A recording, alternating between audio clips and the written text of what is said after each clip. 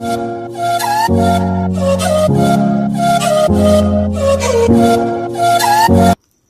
And welcome friends, let's ক্র্যাকের তরফ থেকে তোমাদের সকলকে স্বাগত জানাই। আজকে আমরা আসন্ন যে পঞ্চায়েত কর্মীর পরীক্ষা হবে তার যে বিগত বছরের প্রশ্নপত্র রয়েছে তার ম্যাথস পার্টটি নিয়ে আলোচনা করব। আজকের পার্টটি হলো 3rd নম্বর পার্ট। তার আগে আমাদের ফার্স্ট এবং সেকেন্ড পার্টটি রয়েছে, যদি কারো দেখা না থাকে তাহলে অবশ্যই দেখে নিও। চলো স্টার্ট করা যাক।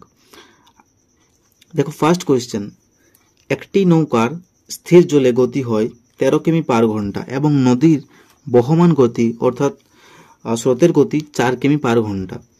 স্রোতের অনুকূলে নৌকোটি 68 কিমি যেতে কত ঘন্টা সময় লাগবে বলেছে, আমাদের চেয়েছে। তাহলে আমি দেখো এখানে কি কি পেলাম না, স্থির জলের গতি পেলাম, স্থির জলের গতিবেগ পেলাম কত না, পেলাম আমি 13 কিমি পার আওয়ার। আর কি বলেছে, বহমান গতি নদীর, তাহলে এখানে পেলাম নদীর গতিবেগ, অর্থাৎ কি না, এটাকে বলা হয় স্রোতের গতিবেগ, স্রোতের বেগ বলা হয় একে। কত পেলাম না 4। বলেছেন স্রোতের অনুকূলে নৌকোটি এত কিমি যেতে কত ঘন্টা সময় লাগবে। তাহলে দেখো আমাদের প্রথমে স্রোতের অনুকূলে বেগ কত সেটি প্রথমে বের করে নিতে হবে, তবেই না আমরা এত কিমি যেতে কত সময় লাগবে তবে বলতে পারবো।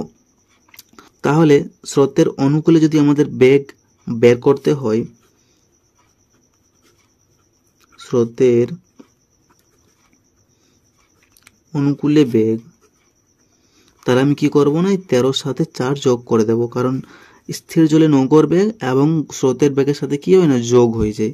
তাহলে 13 আর 4 কত হলো না, 17 হলো। বোঝা গেছে দূর। এরপর দেখো বলেছে যে অনুকূলে নৌকাটি 68 কিমি যেতে কত ঘন্টা সময় লাগবে।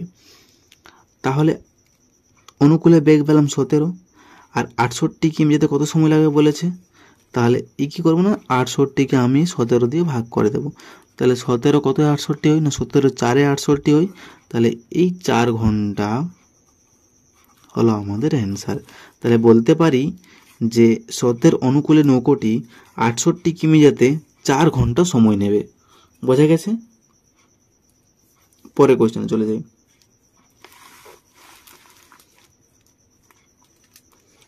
দেখো বলেছে নিম্নলিখিত সংখ্যাগুলির শেষ পদটি নির্ণয় করো। এই যে একটা সিরিজ দেওয়া রয়েছে, এর শেষে যেখানে কোয়েশ্চেন চিহ্ন দেওয়া রয়েছে সেই ফাঁকা জায়গাটিতে সঠিক সংখ্যাটি বসাতে বলেছে আমাদের।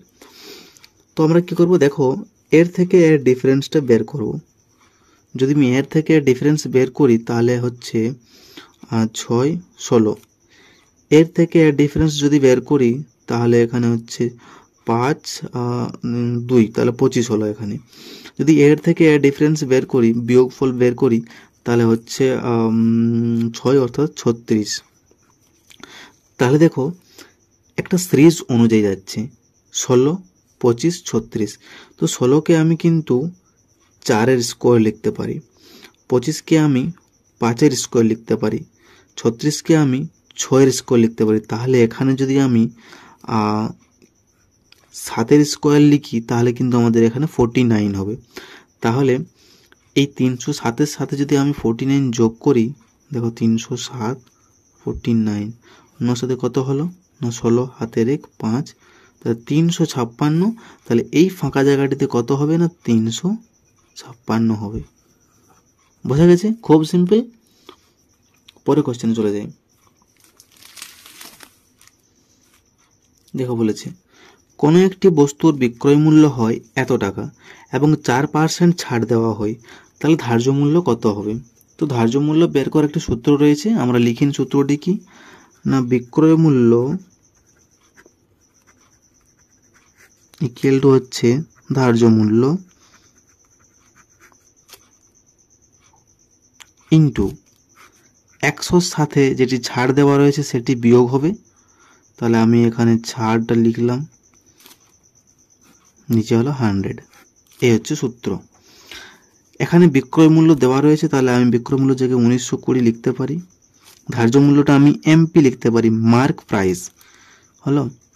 100 মাইনাস ছাড় কত দেওয়া রয়েছে 4%, মানে এখানে 4 দিলাম, নিচে হলো 100, তাহলে হলো 1920 ইকুয়াল টু হচ্ছে এমপি ইন্টু 96/100 হলো। এরপর দেখো যদি আমি কাটাকাটি করি তাহলে এমপি ইন্টু 96 করবো, আগে গুণ করে নিই, 1920 ইন্টু হলো 100, তাহলে এমপি লিখলাম 1920 ইন্টু 100/96। দেখো 96 আর 2 হলো 192, আর শূন্যটা এখানে এঁটে গেল, কেটে গেল, তাহলে কত পড়ে রইল 20 ইন্টু 100, তাহলে হলো 2000। তাহলে এমপি অর্থাৎ মার্ক প্রাইস কত না 2000, তাহলে বলতে পারি যে ধার্য মূল্য কত হবে, ধার্য মূল্য হবে 2000 টাকা। বোঝা গেছে? তাহলে আজ এ পর্যন্তই, আশা করি তোমাদের বোঝাতে পারলাম। খুব শীঘ্রই নেক্সট পার্ট নিয়ে আসছি, ততদিন সঙ্গে থাকুন এবং ভিডিওটি ভালো লাগলে অবশ্যই like, comment, share and subscribe করুন এবং পাশে থাকা বেল আইকনটি ক্লিক করুন। So take care, keep growing and stay motivated.